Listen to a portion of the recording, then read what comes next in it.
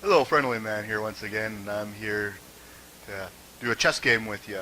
I uh, I just recently came back from a tournament, and I know it's been a while since I made a video, so I said, I'm gonna make a chess video for you guys, and so I'm gonna do the games that I did.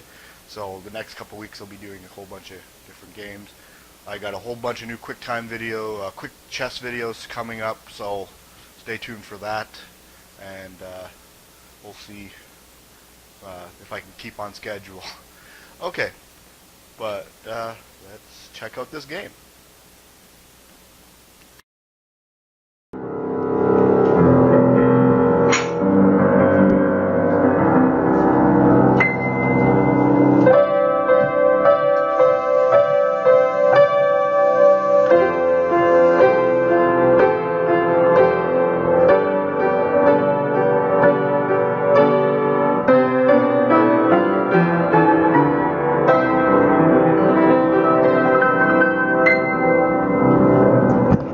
So I'm white, and this is like, he's a 1900, so he's a pretty strong player. And now I'm gonna go through some of the moves. So in the tournament I played e4, and he played d5. Now this looks very familiar to some people. Most people call this the Scandinavian. This is actually not really called the Scandinavian. It's called the center game gambit, okay? Because the Scandinavian is you take, okay, queen takes. This is the Scandinavian. But more people play that than anything, so everyone just calls it the Scandinavian. Okay? In our chess club, we call it the Scando. You know, oh, he's playing the Scando again. You know, that's just something we say. But the truth of the matter is, you don't have to play the Scandinavian. You can play a whole bunch of lines in here, and this is, for a chess player, you got to start looking up these lines. And the reason why I'm bringing this up is because if I didn't know some of these lines, you know, one day I started looking up some of these lines, I would have been in serious trouble with this 1900. So, now, one of the lines you must look up is called the Icelandic Gambit. So, take, here, then take, and then bishop takes. This is called the Icelandic Gambit. Very, very important to look up. Now, this is not what he played. He played another line, but it was something that, good thing I looked up some of these moves. So it's e4, d5. I took, knight comes out. This is not the Scandinavian. I got a little worried because I'm used to playing the Scandinavian. We have one person in our chess club plays the Scandinavian all the time, so I'm kind of really used to all the lines. I have all the lines up to memorize 23 in the Scandinavian. So I'm like, whoa, I don't remember too much about this opening. Okay. But what I do remember, I played. Okay? And he's actually the one that went out a book.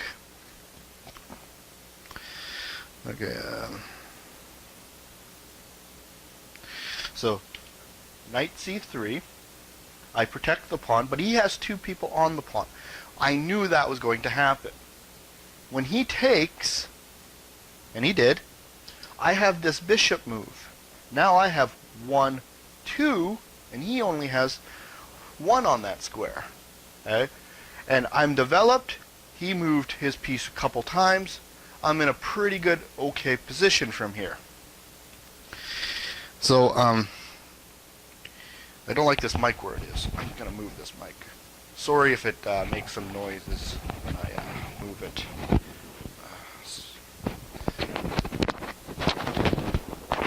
I keep on hitting it with my chin, and I have a funny feeling you guys are hearing that.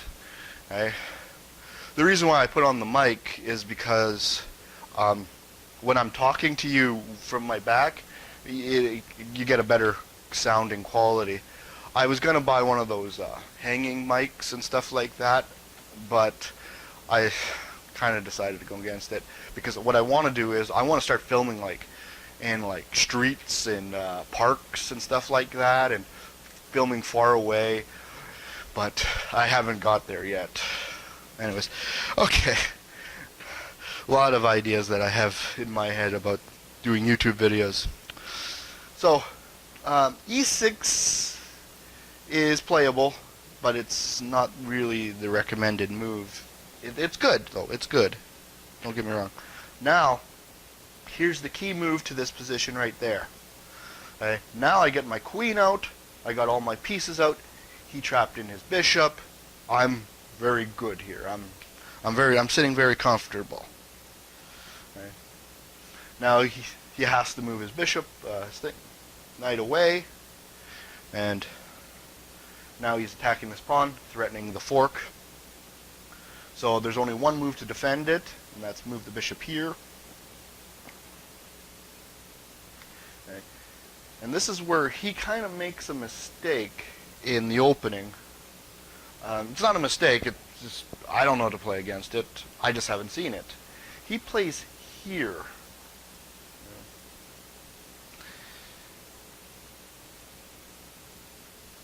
Is that it? Is that the mistake? No, that's not the mistake. Oh, this is it. This is still right. I'm sorry. See, the thing is, I didn't put the, what's it called? His moves in where I should be saying where he made a variable. He added different moves to it. And okay, I went here. It's developed. I can castle kingside if I wanted to. Okay. And what he's supposed to do is he's supposed to go here. That's it. Instead of, he moved his bishop out, he should have went here to attack my knight. Right? And then I get this check, and then he gets this pawn move, and then I get this move. And that's all book.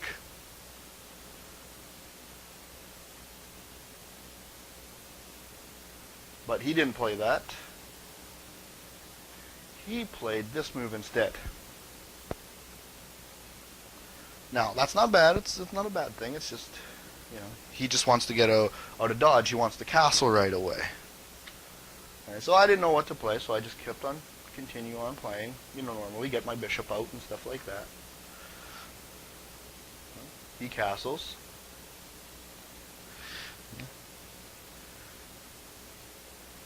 Bishop e3. I'm getting my pieces out, just developing normally. Maybe this would be more aggressive. I'm not too sure. I've just thought right now. I was like, oh, I could have played there instead. Blocks my queen in, but it's all right. We could push this pawn, though. Maybe it's not that good. So this is good. Keeps me safe. Now, see, he goes here to attack that bishop. Now I have a defense. I can castle queenside. Okay. So I protect this way. And he still takes here. And I take here. I'm not in a bad position here. I'm doing all right. I'm okay. Okay. So I have some tricks up my sleeve if I wanted to. Okay. So, then he goes c6 here. Okay. And now, this is where I made my mistake. Okay, I played here. This is a bad move. And this is the reason why it's a bad move, because he has this move. At the end of the game, we talked about this move. I should have played that move, and he's absolutely right.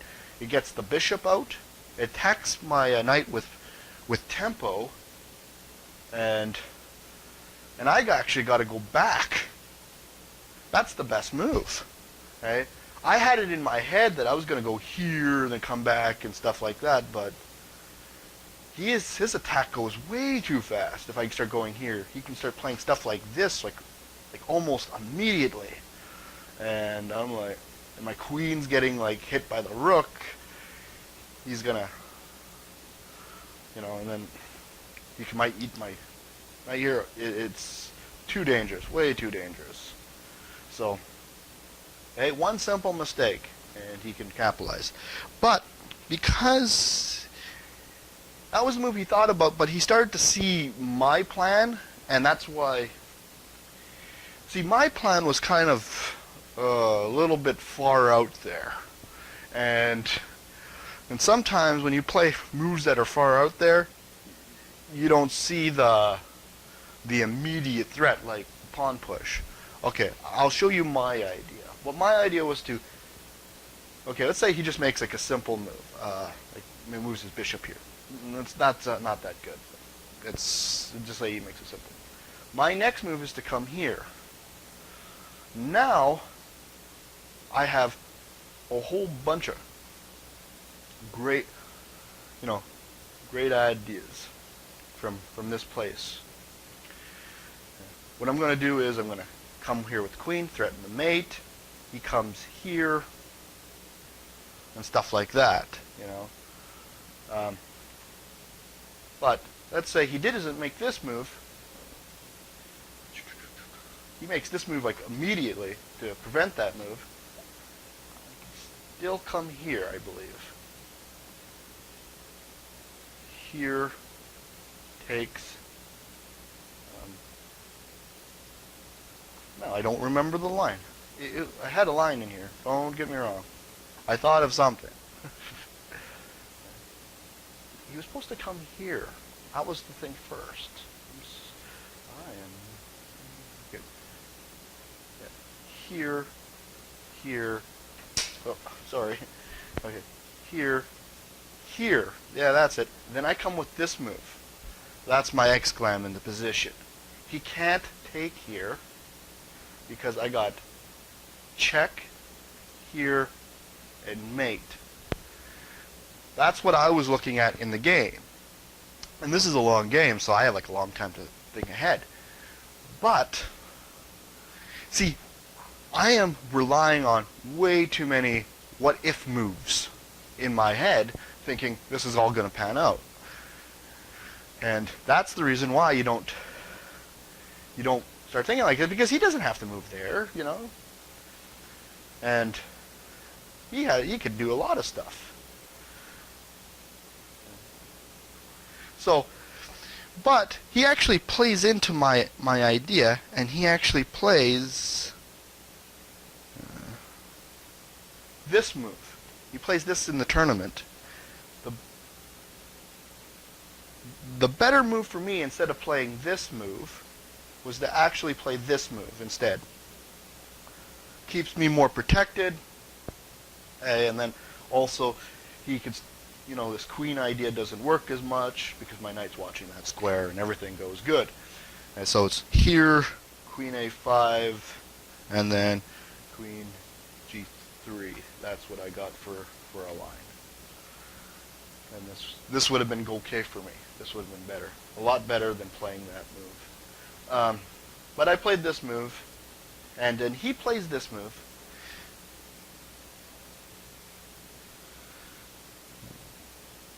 So, like I said, this was the better move. He didn't play that.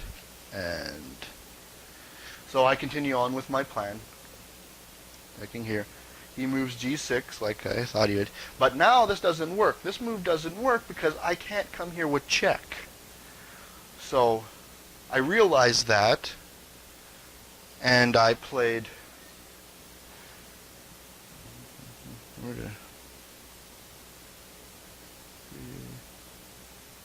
So I played back here. Okay. Now he's coming after me. Boom. Whoa. And I'm like, I got to stop this. What he wants to do is he wants to move here for the fork. So I have to like put my pieces somewhere, like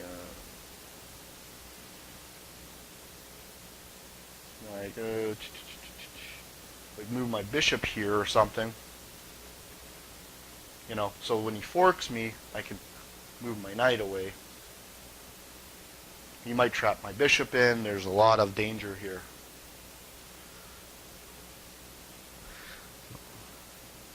So what I did was, what I thought was the best idea was to come here, and maybe I have this check, and I'm also eyeing that guy. maybe play here with check, come in, check here, threaten the mate. He has this rook moves and stuff like that.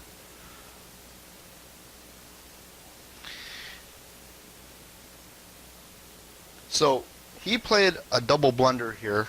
I'm going to tell you what the best move for him to play is. Probably the best move is to play here, and then I would play knight d2, bring my thing back to attack him this way. So when I move my knight somewhere like here or something like that, or here, okay, I got 2 on that knight, so it's a little bit better. And then he might have to protect his knight by playing a5.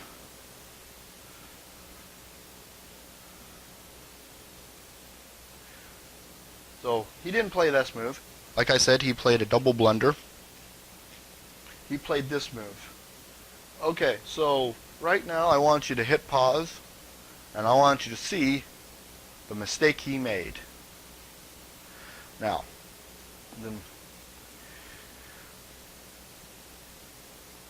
okay, I'm hoping that you looked at the move, and I played this immediately. I took the knight, and now he's down a complete knight. He kept on playing on. Strong players will keep on playing on, and because he might have, I might start getting comfortable, and then I might drop my knight back. It has happened lots of times before. He plays e5. I played f4 to stop his advancements of the pawns. He plays e takes 5. Oh, this bishop was here. I'm sorry about that. But now I took here. And then he realizes at this point he has no compensation. And this knight, this king is here too. I'm sorry. I forgot to put it back when in my analysis.